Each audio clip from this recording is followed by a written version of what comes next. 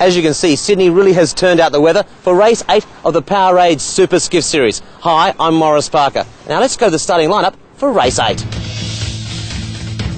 Richard Ellis, Foster's Light Ice, Pace Express, Mitsubishi Electric, 2UE Barracuda, Hog's Breath Cafe, Lexmark, Yandu, AFS, FGI, Line 7.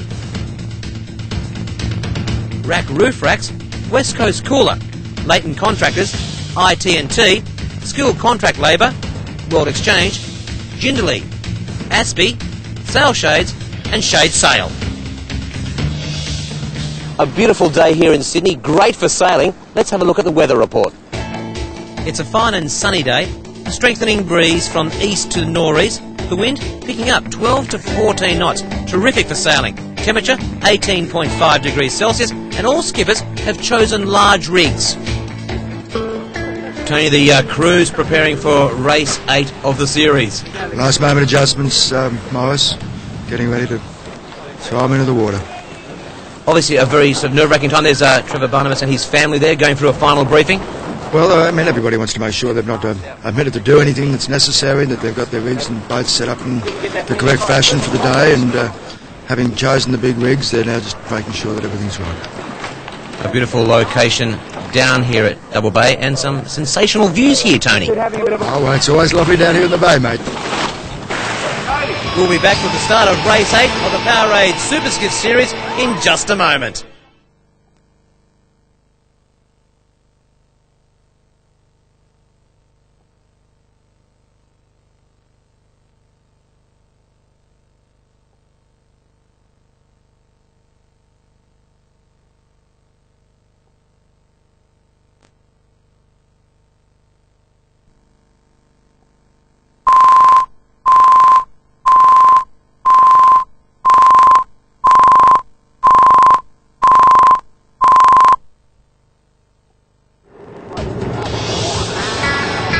Welcome back to Double Bay on Sydney Harbour for race 8 of the Powerade Super Skiff Series.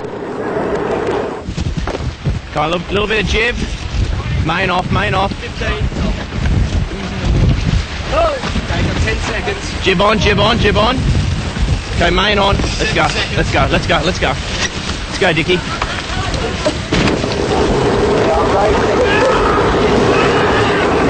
on, watch out, Bo.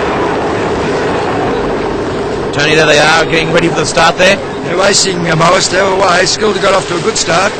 Lexmark in behind him. AEI pace again, our best starter of the series. Made another good start, Stephen Quigley and his boys. Tony, now let's just go to the course map for today's racing. Nice, well, there we go. It's the beautiful nor'easter down here in sunny Sydney Harbour today, and in the nor'easter, as always, they'll work towards Manly, out of Double Bay, up to Manly to the windward mark, round at the windward, set her up, out to the jibe mark, jibe around, down to the leeward, up the windward again, and round and down to the finish. Good course, lovely day today, Morris. Nice big sail nor'easter. They're really going to do the business today, the boys, I think. 25 boats there today, Morris. They've been congested. They look terrific up there now. A big fleet there today, 25 boats, as you mentioned there, Tony. More boats, the more difficult to win, Morris, the tougher the competition. Easy to win in a 3-boat race, a lot more difficult than a 25-boat race, mate, eh?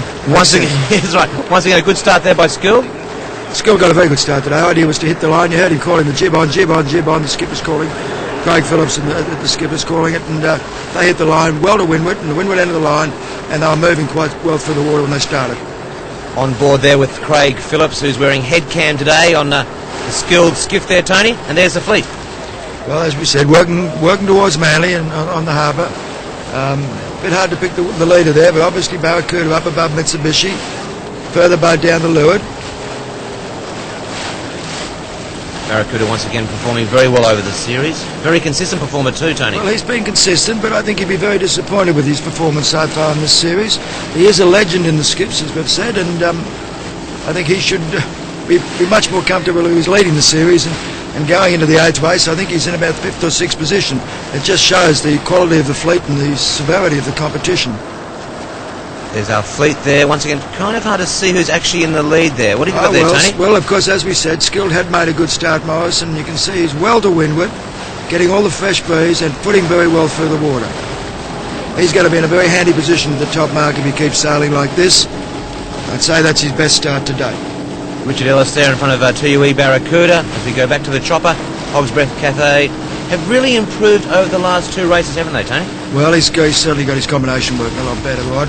But both he and Graham Turner and the Australian Freight Services chose to start at the opposite end of the line of skilled engineering. It'll be interesting to see when they cross-tax which of those boats is leading, but I have a feeling that Skilled will probably have them both.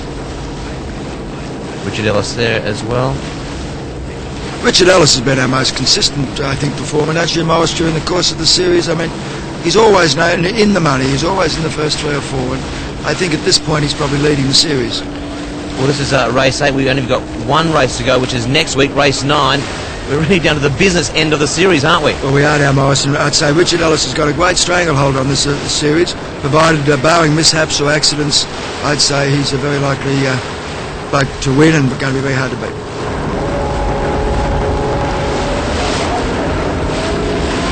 Once again on board there with Craig Phillips. There's Hog's Breath Cafe on screen at the moment. Well, again, you can see he's got the boat fairly well balanced. Sheet hand, again, working with the skipper. Gently working the boat to windward. It's amazing with Trevor. Trevor always, in the 2UE Barracuda, always sails the boat a bit on top of himself to windward. He always sails a little bit over flat, but he certainly gets the boat speed.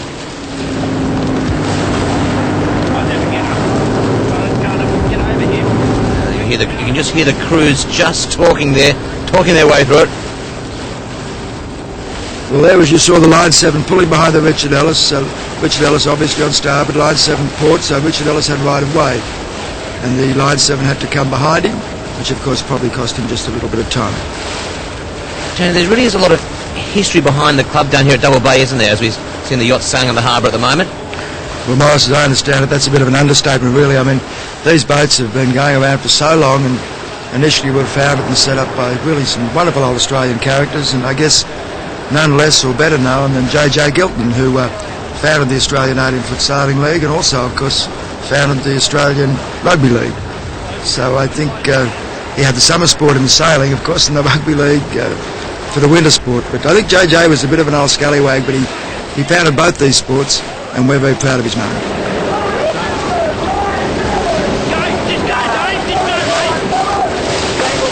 Going around the mark at the moment.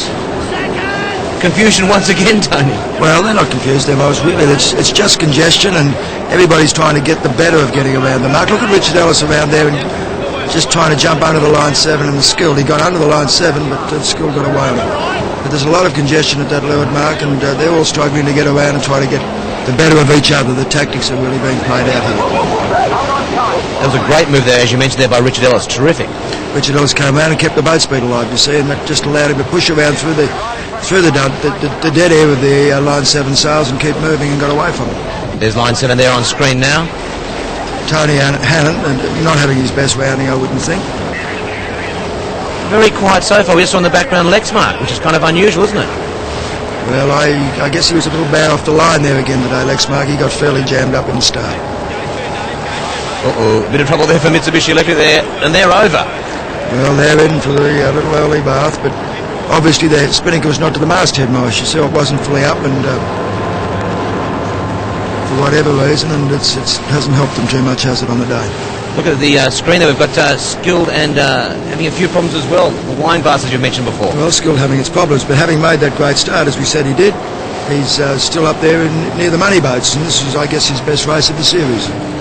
Richard Ellis, there's the Manly Ferry going through our fleet there. They love playing cat and mouse with that Manly Ferry. They must give the people on the ferry a fantastic ride, for they're back on the ride across from Manly. Certainly worth the price of the admission. Richard Ellis, Skilled Engineering, and 2UE Barracuda there. Skilled going well, Morris. Very well indeed. There's Hog's Breath back on screen, and Lexmark way over the other side, really, aren't they, Tony? Lexmark on the opposite leg, and it'll be interesting to see how he comes back to the mark.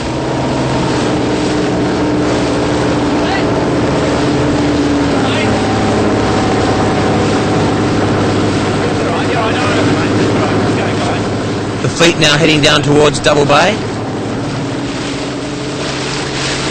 Well, they're running off Bradley's head there, Morris. Running from Bradley's now back into the bay to the leeward mark. They're just near the jibe mark now. I think Skilled actually had to put another dig in to come out to get around the jibe mark. Oh, hang on, Will. Richard Ellis, he's just taken one of the cherubs out there.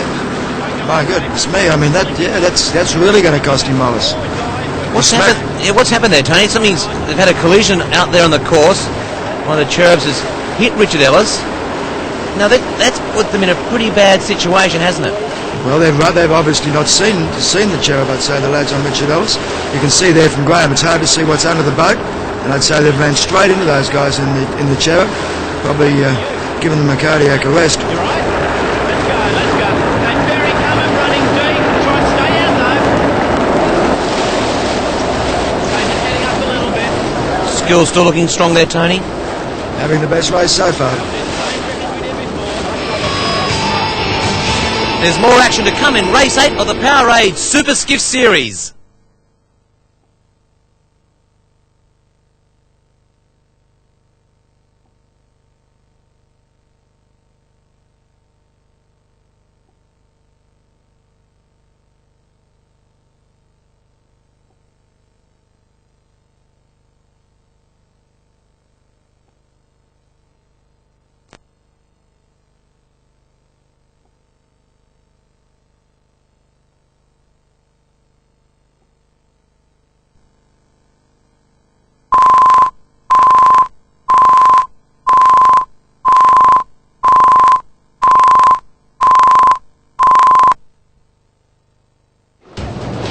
Welcome back to Race 8 of the Powerade Super Skiff Series, coming to you from Sydney Harbour. Whoa. Well, just don't have any air, guys, that's all.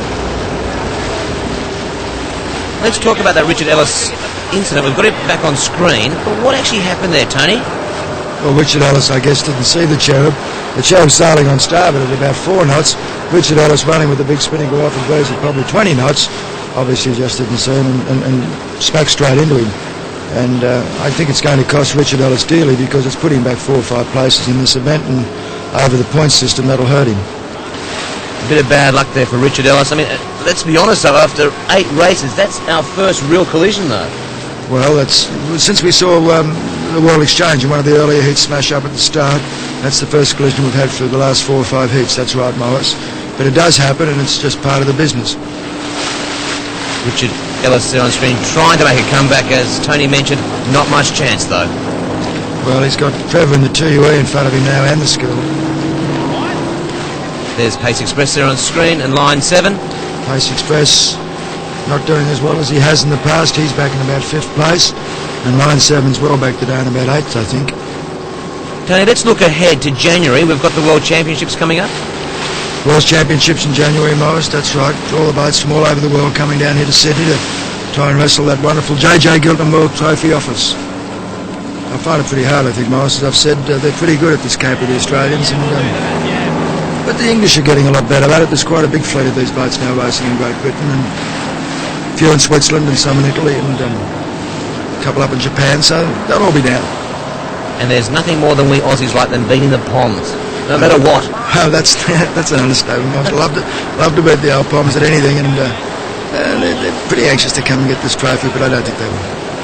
Yandu there on screen, looking strong again, Tony. Johnny's going quite well again today, but he's not going to be the money boat. I guess AFS and the Lexmark have cleared out. AFS and Lexmark are first and second boat. Skill's probably coming third, and there he goes. AFS around first, followed by the Lexmark second. I think we'll find the Skill to be up here at the Windward Mark third, and as I've said, that's really a very good improvement for skilled engineering, Miles. That's not your house in the background, is it, Tony? No, that's just my boat shed. I only just go there occasionally. There are some spectacular houses lining all of Sydney Harbour, isn't there, Tony? They get a great view of the racing every Sunday. Every Sunday they've got the spectacular view, Miles. Yeah, wonderful homes around Sydney Harbour. Glorious water. Skill getting it down there. Come on, Dave, let's go. Get the jib on too if you can. Righto. Main on. Good work. Yeah, I got that. I got the main. Going around the mark here, and they're doing another run back to Manly. Line 7 just still coming into the leeward mark, and the boat's now working off to windward. There's a good manoeuvre by the AEI Pace, getting inside Yandu and the 2UE. I'm sorry, the Richard Ellis and the 2UE mowers. And he had to go in late with his gear, and he's got out of it pretty well. And he's got around well in front of him. Now look what's happened here. Line 7 has just undercut TUE, haven't they? Well, he's come in and jammed TUE, and he'll come out of this a little better if they don't catch wings together, and from that shot you can see they won't. The gaggle of boats getting around there. There's the World Exchange. We haven't seen much of Miller in the World Exchange since the first heat that he won, and this must be, he's doing a little better today. He's been right out of it since then. Congestion once again around the mark. There's Rack. Australian Sports Performance Institute going around Foster's Light Ice. FGI.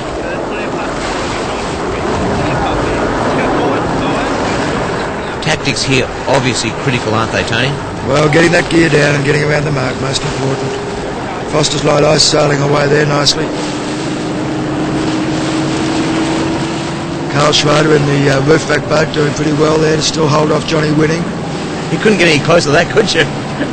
Well, no, he's got him pretty well held out there, and Johnny will probably break tracks in a moment and go for fresh air on the other side. Richard Ellis climbing over the top of Trevor Barnabas' TUE. Richard Ellis, not a bad comeback though after that incident. Well, he's got out of this well, I don't know. He still must be running up in the first 8 or 9 boats. He was lucky to get out of that accident so well because he obviously hasn't damaged his boat and he's been able to get back into the race. And I'd say he's very fortunate, although I think it's really going to hurt him in the overall points positions. Skilled once again, looking very strong. I'll just keep speed on if I can, Dick. Craig Phillips there, chatting to his crew. Not as vocal as last week, I don't reckon. Well, maybe he's a little, getting a little more relaxed as the series goes on. Most of the boys do that, There's a great shot of the legs mark. She's a pretty quick boat, that Lexmark. Different sail profiles to some of the other boats in the fleet, and I was very dubious when I first saw them as believe that they were going to work. But it would seem to me that that is a very quick setup, and they've got that setup moving pretty quickly, as too has the AFS, the Australian Freight Services. Australian Freight Services is well to the lead now, and Lexmark second. Skilled still coming, running third. AEI Pace have been fourth place. Pace on screen at the moment. AFS. Pretty slippery little boat, that AFS. Well balanced and well set up. I like the look of the Lexmark too, as I've said. That's a pretty good setup on that boat. That boat's certainly footing very well. Quick skiff. AEI Pace. Another one of the new Murray Design skiffs there on screen now. That's a pretty quick little unit too, although he's not having his best day today. He's back in fourth place, but that's got plenty of boat speed, that boat. A beautiful day here on the harbour, Tony. Perfect sailing conditions, really. Lovely sailing conditions. It's always nice when you get these sort of days in the boats. Not always the case, though, is it? Well, I think one of the worst series I can ever remember, Morris, was in 1978. A few years ago now. I guess I'm showing my age, but we took the boats to Great Britain for the then Open World Championships in 1978, and I was the team manager, and we took 8 boats down to Plymouth. And let me tell you, Plymouth, in the middle of the English summer, the water was like getting into an ice bucket. There was about 20 knots of current and about 2 knots of breeze. And we spent 2 weeks down there with the lads in the 8 boats.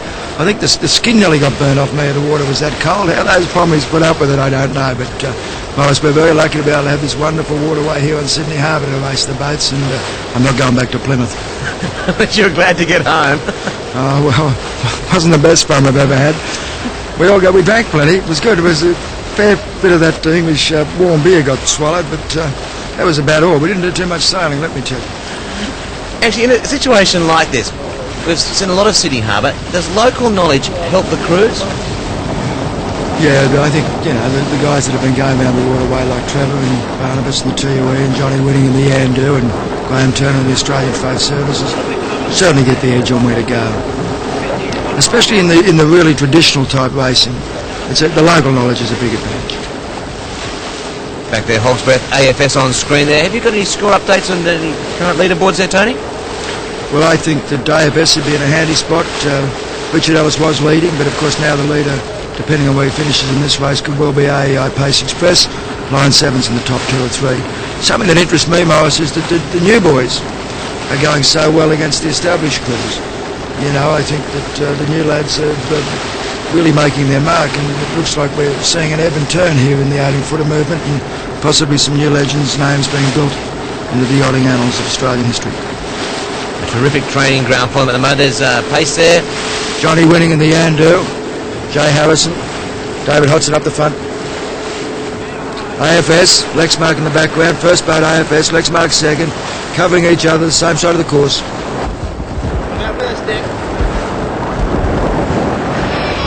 Coming up, the closing stages of race 8 of the Powerade Super Skiff Series.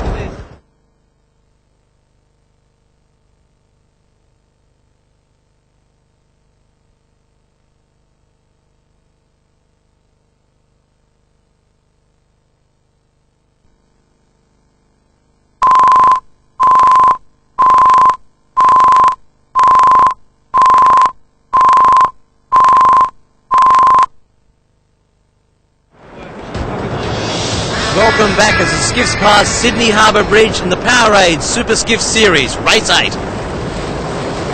Heading towards Bradley's Head here, Tony. Working back up towards the gate, and then they're rounding up the top for the finish, run home to the finish, Morris. Line 7, FGI, and the rack roof fax. Carl Schroeder and the rack roof fax doing particularly well today, hanging about with line 7. He's not been up at this level for a while. Tony, let's talk about the sails. Well, the sails today, high-tech Morris, Kevlar, and various exotic fabrics, laser cut, and of course all made under what we call different profiles or different sort of shapes. The sails of these boats are much like the tyres on racing cars, very short lifespan, and all very different shapes, different patterns, but they work much in the same sort of principle possibly as the wing of an aeroplane. They're a foil, and it's they that drive you through the water. And it's very important to get just all those things functioning correctly on the boat, and it governs the speed so dramatically. Pretty expensive today too, a set of sails for these boats, about $12,000 a boat to make these high-tech sails. Skill going for the set there, Morris. Look at the boys working away, getting the gear up. AFS running nicely. Lovely spinning. I love the colour of that spinning.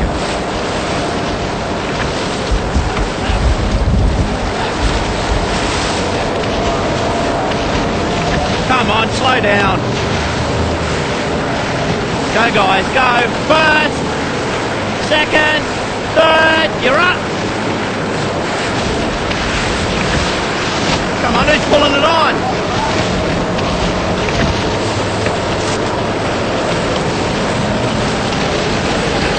I'll have to buy Craig Phillips a packet of lozenges, mate. He's going to wear his throat out, this kid. He just keeps talking. You mentioned the sails before being like tyres on a racing car. Racing car teams have different tyre manufacturers. Is that the same for the sails? They go to different sail makers? Well, that's right. They are all currently now starting to go to different sail makers, looking to try and get a little bit of an extra edge over their competitors. And often what happens in the class is one sail maker becomes predominant, and then sooner or later somebody comes along and breaks his hold on it and gets the business. But that's right, it's very competitive. We've got, I think, 3 or 4 sail makers actually sailing there today within the fleet. Great balance there on the Lexmark. There's the pace, AEI pace, going for the set. Look at the boys working the gear. Come on, boys, get it up, drag it up. Skill running down to the line. Doesn't look like he can get knocked off the 3rd spot. This is his best result. As the fleet heads towards the finish line, we've talked about sails, but what about the hulls? Oh, well, big development in the hulls over the years, Morris, too. Today we build the hulls to 82.5 kilograms in weight, so they're super light. You know, a couple of us old fellas could even probably lift one up quite comfortably, and they're very light. And I guess in a way it's like sailing on an eggshell, you know. They're very strong as well because they're made from carbon fibre, made in a mould, and varying shapes. There are 2 predominant shapes now in the world. There's the Bethwaite designed hulls and the Moe designed hulls. And they're the 2 main designers of hulls at the moment. But from time to time that changes. The Skill, for example, is a Bethwaite designed hull. And the Pace AEI and the Lexmark are both Moe designed hulls. But they all weigh at the same weight, the 82.5 kilograms. And we've got Skilled on screen there. There it is. There's the winner, AFS of race 8. A great result there. Right, AFS, Australian Freight Services, the money boat today. They'll be happy, boys. Wrap her up, boys. Get her down. Come on, you've won the money. And back to the club. Oh, yeah, they'll be looking forward to this. They're fierce competitors, these 3 men, and Graham's really got a fast boat this year, Graham Turner, and he'll be really something to beat. Well, I think just the race got to go down the run. We got inside them, and we just put a bit of a lazy cover on them and kept them out. It was good fun. Oh, almost never easy. But it was a lot of fun. Greg, another great race. Yeah, it wasn't too bad. Big stuck at the start there for a while. We thought we'd take it up with pace, but somehow got out of it. First time run, but couldn't quite catch it. It's going pretty quick. So. Lucky you got out of that mess down at the bottom mark. It looked like a disaster. Yeah, I was having a bit of a laugh about that one. I thought it was good. That time somebody else got into trouble. We've had plenty of it. They should call Greg Patterson Smiley. Let's look at the results after this race. First up, AFS with Graham Turner. Second, Lexmark. And third, skilled contract labour with skipper Craig Phillips. A great race by them. Let's have a chat to the winning skipper. Well, first up, Graham, congratulations, a good win. Thanks very much. Yes, it was great to get one up. It was a terrific feeling. You had a great race out there. Yeah, we did. We actually came off the line fairly well. Picked a couple up the work, and then we really made ground going down the first run. We actually kept carrying on a little bit, and we got inside the other guys who had a job to come to the mark, and that gave us the advantage that we needed. Would you say you guys have got stronger throughout the series? Certainly, yes. Yeah, I think we're getting stronger throughout the series. We're looking forward to next week. We think that's going to be great too. Well, race 9, so it's the last race of the series. You can try and pull that one off. Well, we're hoping to, because we did start off fairly badly, actually. We didn't have such a good start to the series, and we've progressed every race so far. So, yeah, we're coming good at the right end of the series. Well, Graham, congratulations. Well done. Thank you very much. Terrific. Cheers. Let's have a look at the points table after race 8 of the series. Pace Express, 54 points, and just 2 points behind Richard Ellis, followed by Line 7 on 44, AFS 41, Mitsubishi Electric 35, Lexmark 34, also there is 2UE Barracuda. FGI on 15 points, Rack Roofracks 13, West Coast Cooler 12, Hog's Breath Cafe 11, and Aspie and Jindalee on 10 points each. Well, there's just one race to go in the Powerade Super Skiff Series, race number 9. I look forward to your company next time we meet.